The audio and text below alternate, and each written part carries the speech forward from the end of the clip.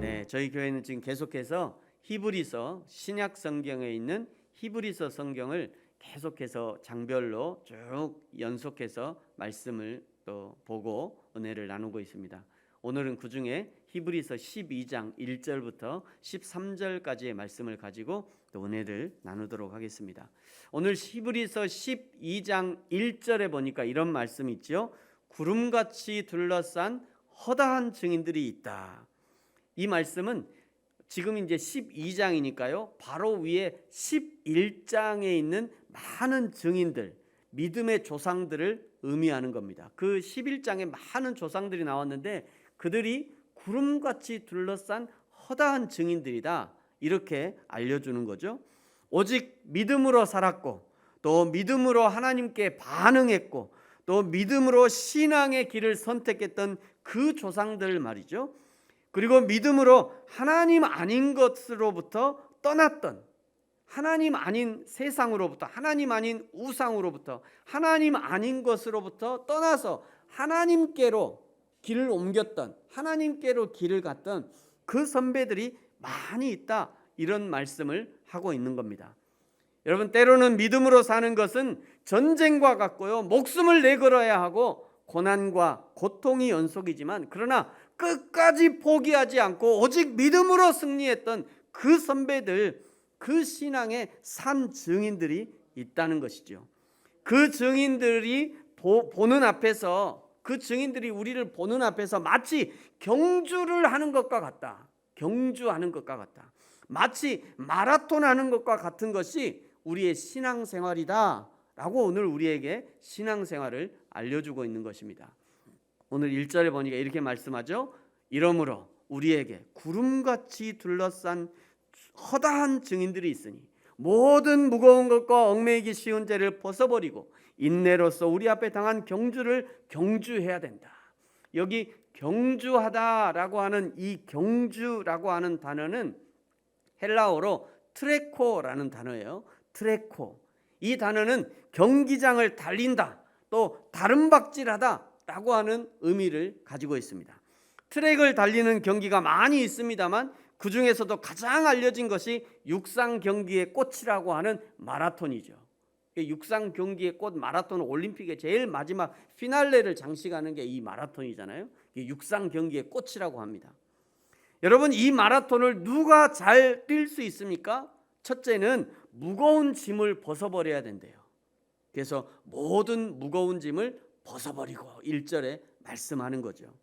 무거운 것이란 마라톤을 뛰는 선수가 최선으로 뛰는데 방해되는 모든 것을 의미합니다. 그 짐이 최선을 다하는데 방해물이 된다는 거예요. 이래가지고는 마라톤 못 뛰어요. 광주 아버지 내가 꿈을 지지하긴 합니다만 이런 복장을 가지고는 마라톤 뛸 수 없어요. 이래가지고는 마라톤 못 뛰어요. 얼마 못 가요. 이렇게 해서는. 이렇게 해서도 못 가요. 그냥 이벤트는 좋은데 마라톤 끝까지 갈 수가 없어요. 그래도 적어도 이 정도는 돼야 우승 정도 할 거 아니에요? 마라톤은 이렇게 해야 된다고요. 그리스도인들이 믿음의 경주를 하는데 장애물이 있습니다. 부를 사랑하는 것이 장애물이 됩니다.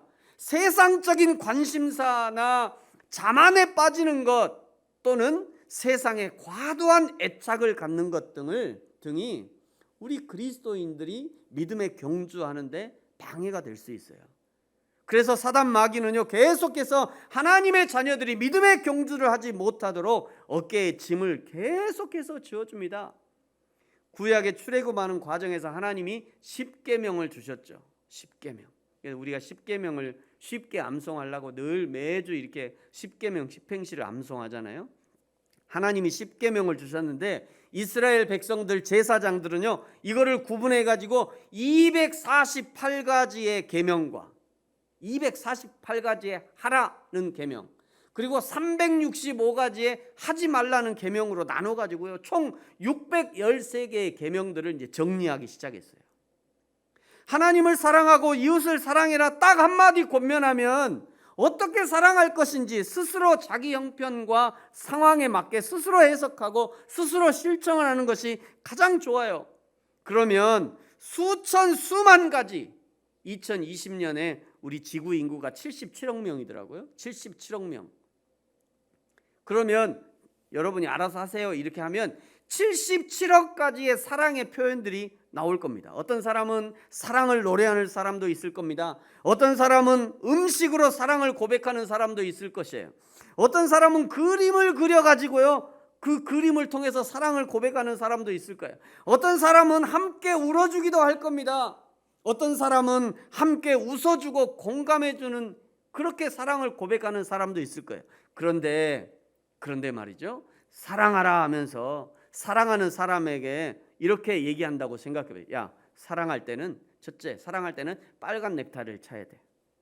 향수는 에르메스의 주르 데르메스 오드 펌프를 뿌려야 돼.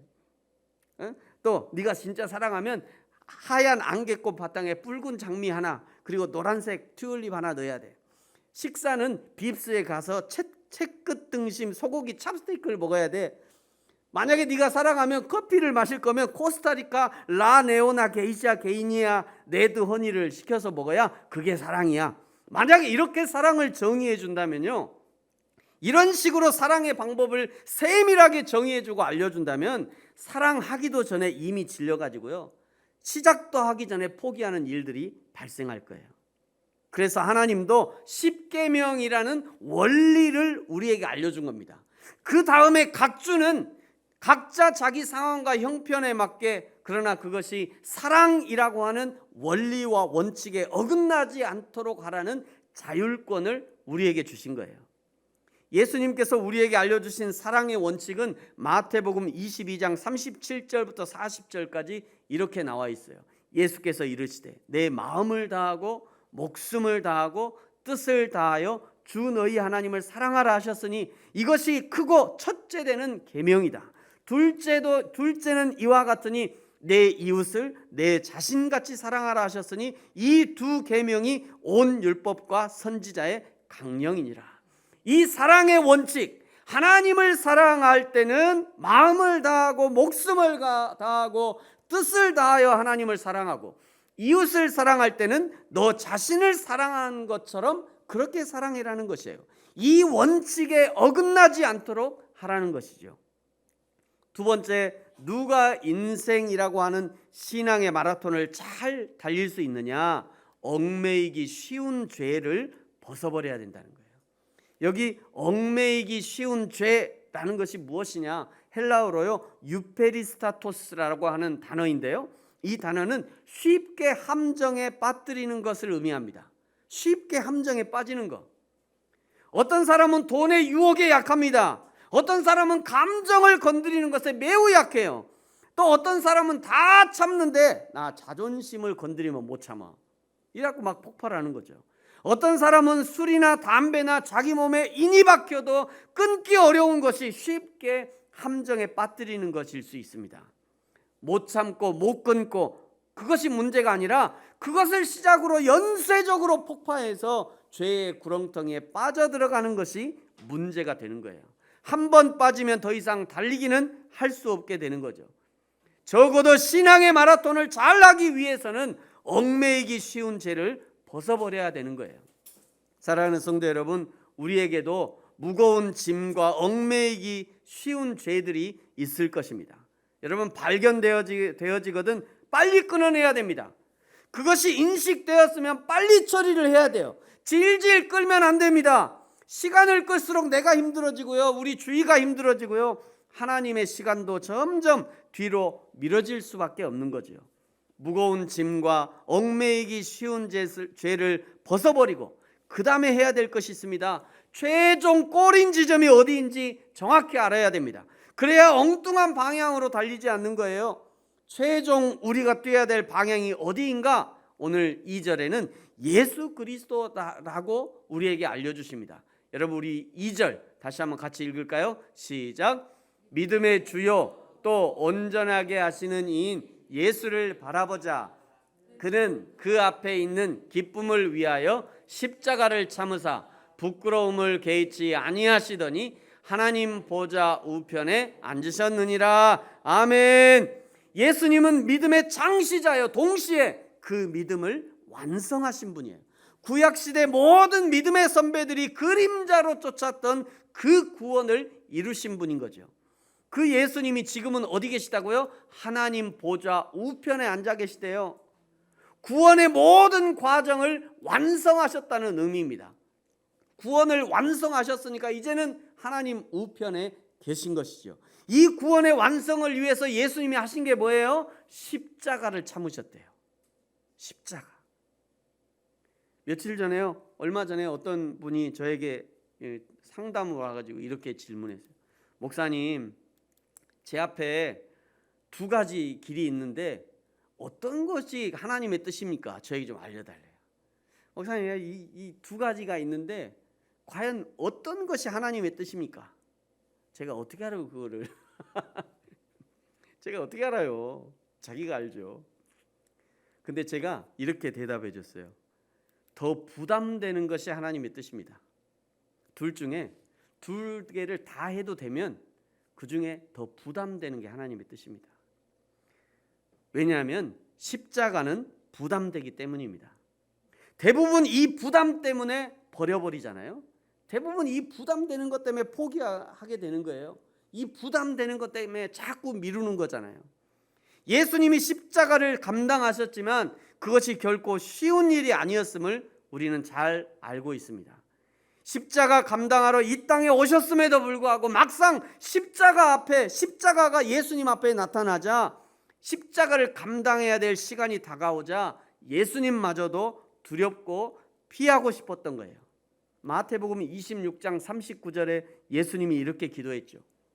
조금 나아가 얼굴을 땅에 대시고 엎드려 기도하여 이르시되 내 아버지여, 만일 할만하시거든 이 잔을 내게서 지나가게 하옵소서. 그러나 나의 원대로 마시옵고 아버지의 원대로 하옵소서 하시고. 여러분, 이것은 십자가 감당하기 싫다고 하는 기도가 아니었습니다. 이 기도의 포인트는 가장 뒤에 있어요. 나의 원대로 마시옵고 아버지의 원대로 하옵소서. 나는 너무도 두렵고 내 힘으로 감당할 수 없고 가능하면 피하고 싶지만 그러나 하나님 아버지께서 원하신다면 기꺼이 감당하겠습니다. 이것이 예수님의 결단이었죠. 이것이 십자가입니다. 우리의 방향은 예수 그리스도로 정해졌고 무거운 짐과 얽매이기 쉬운 죄도 벗어버리고, 그런데 그것이 끝이 아니라는 거예요. 그것이 끝이면 좋은데 그것이 끝이 아닙니다. 오늘 4절에 보니까요, 너희가 싸우되 아직 피 흘리기까지는 대항하지 않았다, 이렇게 말씀해요. 같은 맥락인데 12절에 보면 그러므로 피곤한 손과 연약한 무릎을 이렇게 세워라, 이렇게 권면하고 있어요. 말 그대로 우리들은 고난을 당할 때 자신보다 더 심한 고난을 당한 허다한 증인들과 수치와 죽음에도 인내하신 그리스도를 생각하면서 결코 낙심해서는 안 되고 그들과 같이 인내하고 고난에 잘 대응해야 한다, 이런 의미입니다. 사랑하는 성도 여러분, 우리도 죄와 싸우되 피 흘리기까지 순교를 각오하며 죄와 싸우고 끝까지 인내함으로 하나님 앞에 선 예수님처럼 마지막 날의 기쁨으로 하나님의 심판대 앞에서는 저와 여러분이 되어지기를 예수님의 이름으로 축복합니다.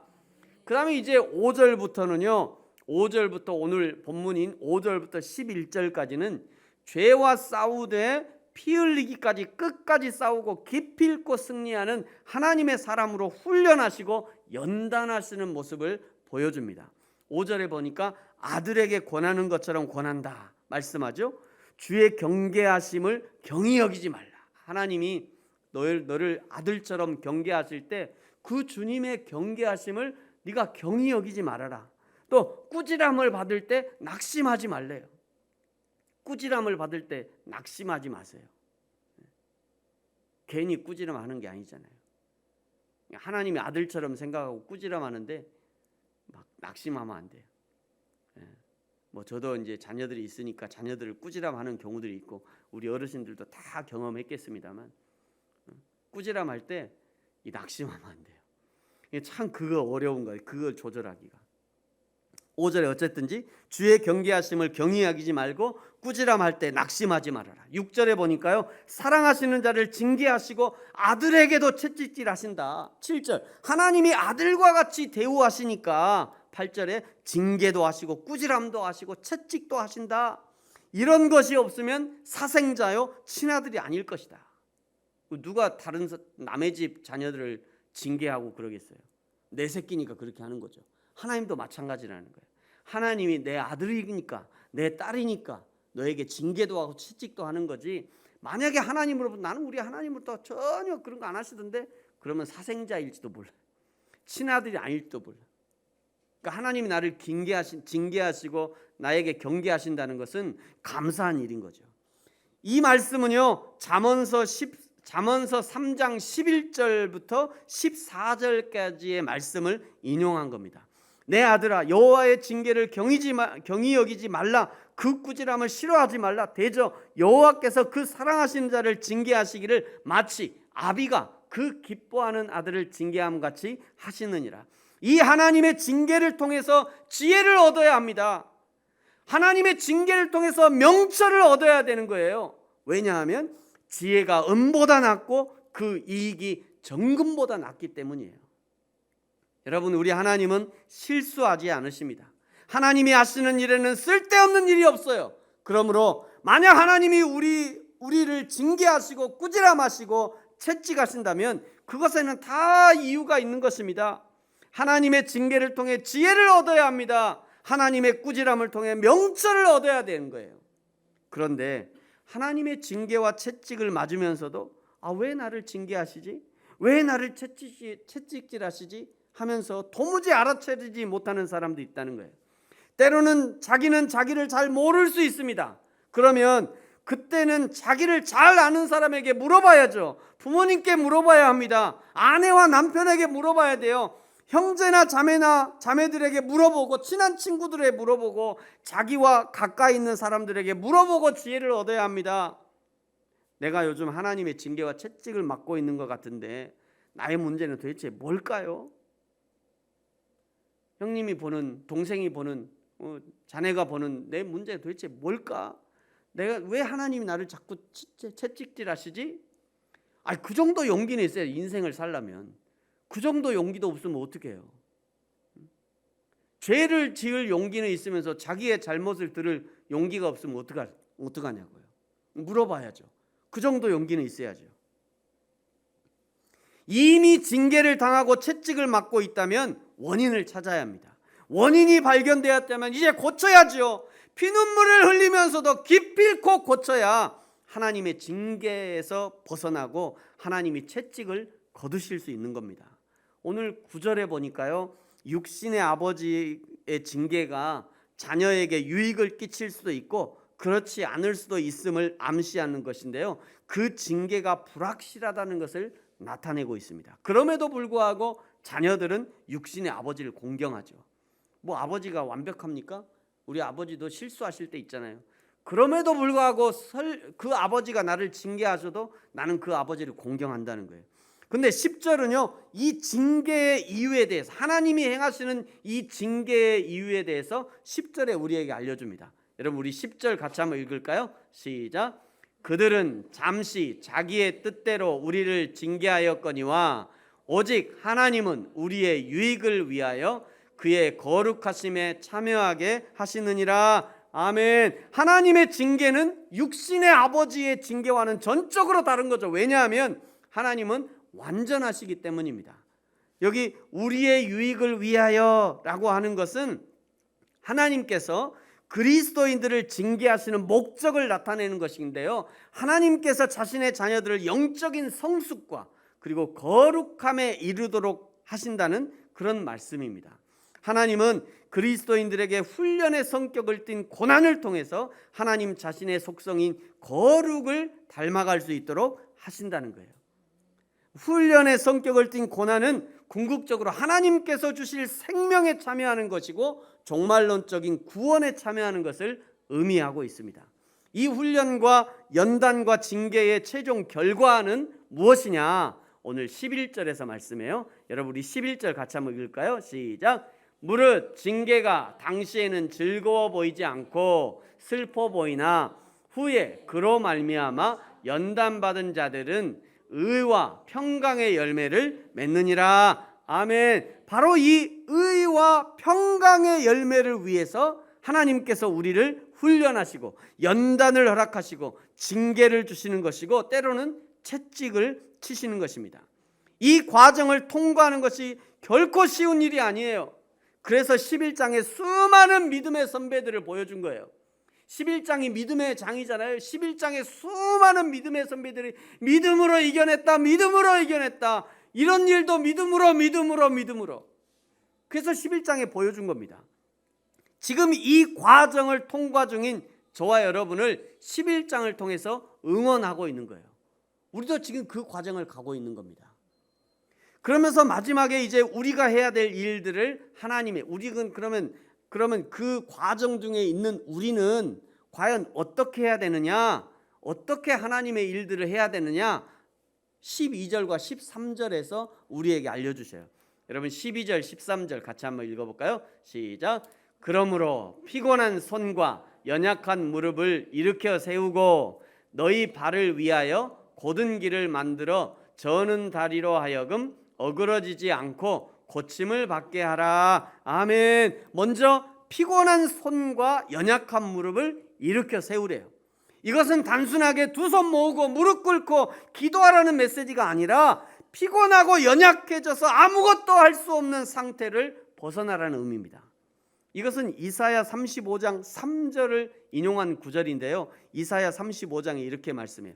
광야와 마른 땅이 기뻐하며 사막이 백합화 같이 피어 즐거워하며 무성하게 피어 기쁜 노래를 즐거워하며 레바논의 영광과 갈멜과 사론의 아름다움을 얻을 것이라. 그것들이 여호와의 영광 곧 우리 하나님의 아름다움을 보리라. 그 다음에 3절에 있죠. 너희는 약한 손을 강하게 하며 떨리는 무릎을 곧게 하라. 약한 손을 강하게 하고 떨리는 무릎을 곧게 해야 될 이유가 뭡니까? 이제 곧 광야의 메마른 땅이 기뻐하게 될 것이고 이제 곧 사막이 백합화 같이 피어서 즐거워할 날을 보게 될 거란 말이에요. 이제 곧 말이에요. 곧. 또 무성하게 피어서 기쁜 노래로 즐거워하고 레바논의 영광과 갈멜과 사론의 아름다움을 얻게 될 것이기 때문에 그 날이 어떤 날이냐? 우리 하나님의 아름다움을 보게 하는 날이라는 것이죠. 그 아름다운 하나님의 날이 바로 우리의 믿음의 선배들이 사모했던 구원의 날이고 새 예루살렘에 입성하는 날이고 우리의 천국 생활이 시작되는 날이라는 거예요. 그 날을 기대하는 것이 고난과 환난을 참고 이겨낼 만한 계기와 동기가 된다는 것입니다. 그 구원의 날이 멀지 않았기 때문에 기대와 소망을 가지고 피곤한 손과 연약한 무릎을 일으켜 세워서 참고 인내하고 견뎌내고 너희들이 지금까지 여전히 해오던 하나님의 선한 일을 힘써라. 뒤로 물러가지 말아라. 담대함을 버리지 말아라. 권면하고 있는 거예요. 요즘은 잘 부르지 않는 찬양 같습니다만 이전에 우리의 신앙의 선배들은 참 이 찬양을 많이 불렀어요. 아시는 분들은 같이 찬양 한번 해보시죠. 이 찬양 이렇게 합니다. 사막에 샘이 넘쳐 흐르리라. 사막에 꽃이 피어 향내 내리라. 주님이 다스릴 그 나라가 되면은 사막이 꽃동산 되리. 사자들이 어린 양과 뛰놀고 어린이도 함께 뒹구는 참 사랑과 기쁨의 그 나라가 이제 속히 오리라. 사막에 숲이 우거지리라. 사막에 예쁜 새들 노래하리라. 주님이 다스릴 그 나라가 되면은 사막이 낙원되리라.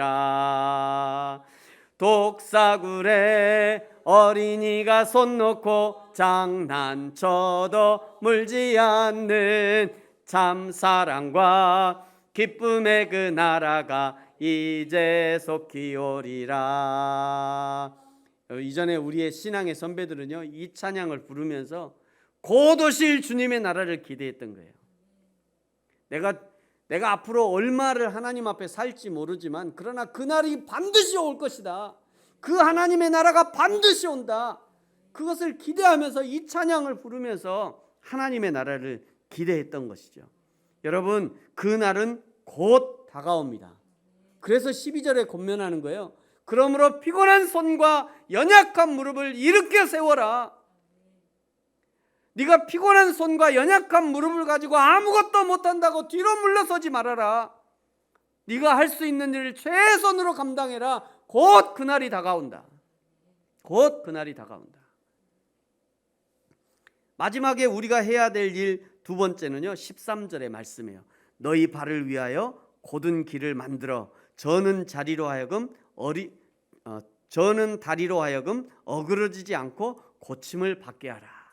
지금이야 그런 일이 별로 없습니다만 이전에는 시골길에 포장이 안 되어 있었어요. 길을 잘 보고 걸어야지 지금처럼 막 스마트폰 보고 걷다가는요 넘어지기 십상이었어요. 넘어지면 그냥 짐 엎어지고요, 양동이 깨지고요, 지고 가던 짐은 다 엎어지고 그런 일들이 많이 있었죠.